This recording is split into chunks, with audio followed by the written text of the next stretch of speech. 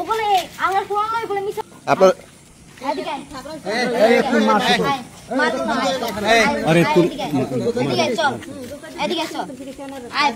আপনার কিছু না ভাইও তুই আমার সম্পর্কে ভাইও আস কিন্তু তুই আমার লোক যাবি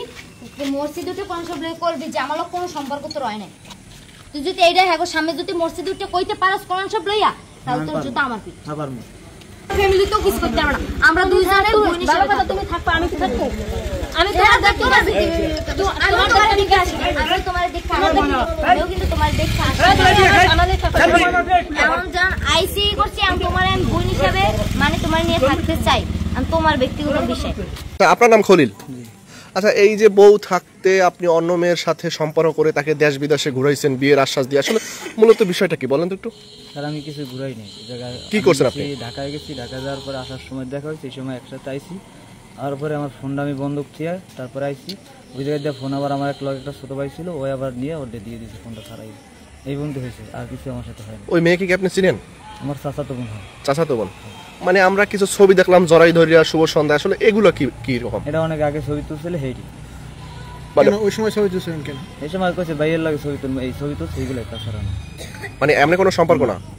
সে তো আপনার বিয়ে করতেছে আপনি কি করবেন এখন আমার বউ আছে আমি কি বউ থেকে বিয়ে করবো কোনোদিনই সম্ভব কর আপনারা আপনার ওই যে দাগ কপাল হয়েছে কি আমি সময় ব্যথা হয়েছে হ্যাঁ এখন কি করতে চান এই যে ওরে কি বিয়ে করবেন কেন আমার বউ আছে আমি বিয়ে করবো কেন তার সাথে সে একটা অভিযোগ করলো যে স্বামী স্ত্রী যে একটা মেলামেশা করে তার সাথে এটা করছেন আসলে জি জি না এটা হয় নাই সে তো আমাদের কাছে এটা বললো জি না এটি হয় না আপনার ময়না এই খলিল কি লাগে আপনার আচ্ছা এই যে খলিল এই মেয়েকে যে বিয়ের প্রলোভন দেখাই তাকে দেশ বিদেশে ঘুরাইছে আপনি কি জানেন এই বিষয়ে না এই বিষয়ে আমি কিছু জানি না কি জানেন আপনি বলেন তো আমি জানি যে সে গাঁজা খায় আমি অনেকবার গাঁজা আমার শাশুড়িতে দিয়েছি তারা কোনো কিছু করে নাই না করার পর আমি শেষ মুহূর্তে আমি আবার পাইছি 28 তারিখ সকালে আমি পাইছি 28 তারিখ সকালে আমি আমার শ্বশুরের হাতে দিছি সে নিয়ে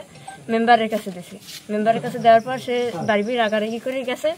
করার পর সেই কারণে সে বাড়ি থেকে নামে গেছে নামে যাওয়ার পর 29 তারিখ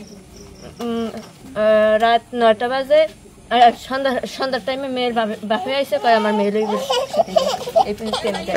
প্রথমে গাঁজা খায় আমি প্রায় 2 থেকে 3 মাস ধরে আমি গাঁজা ধরতে আসি আমার শাশুড়ির কাছে দিছি আমি আর কার কাছে সে বলছে মানে গাঁজা দেখতে কেমন গাঁজা ওই মতন কেমন যেন পাতা পাতা ঠাল ঠালও আছে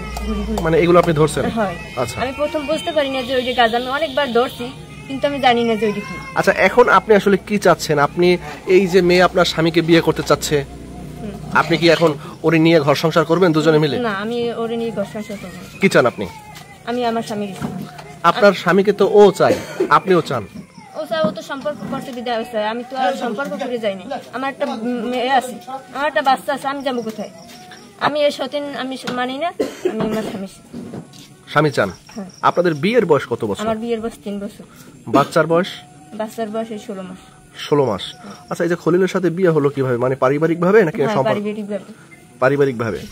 আচ্ছা তাহলে পারিবারিক ভাবে এখানে বোঝা যায় ওর বাবা মা ওরে বিয়ে করাইছে পছন্দ কইরা তাহলে ওর একটা পছন্দ থাকে না তাহলে ওরে বিয়ে করবে এখন ও বলছে যে আমার কোনো পছন্দ না আমার বাবা মা পছন্দ করলে হইবে তাই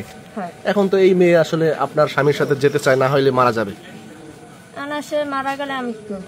এখন কি চান সর্বশেষ আপনি সেটা তারা বলতে পারে আপনি কি দুজনে মিলে খাবেন এরকম কিছু না আমি দুজন মিলে খাবো না